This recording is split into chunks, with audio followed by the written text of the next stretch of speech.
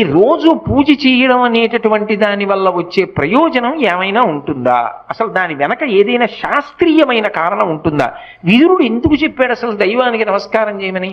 నేను మీకు ఒక్క మాట చెప్తా, బాగా గుర్తుపెట్టుకోండి.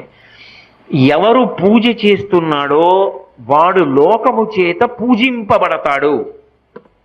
నేనన్న మాట బాగా పట్టుకున్నారా? ఎవరు పూజ చేస్తాడో వాడు లోకము చేత పూజ అందుకుంటాడు.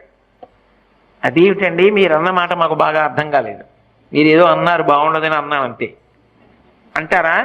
మీకు వివరణ చేసే ప్రయత్నం చేస్తా. పూజ అంటే ఏమిటి? పొద్దున్నే దేవుడి దగ్గరికి వెళ్ళో దీపం పెడుతున్నా. ఎందుకు? ఎవరు భగవంతుడు? చంద్ర సూర్యౌచ నేత్రే కర్ణావాసా శిరోద్యౌ ముఖమవిదహనో యస్య వాస్తేయమద్భిః అంతస్తం యస్య విశ్వం సురనర ఖగో భోగి గంధర్వ దైత్యైః చిత్రం రమ్యతే తం త్రిభు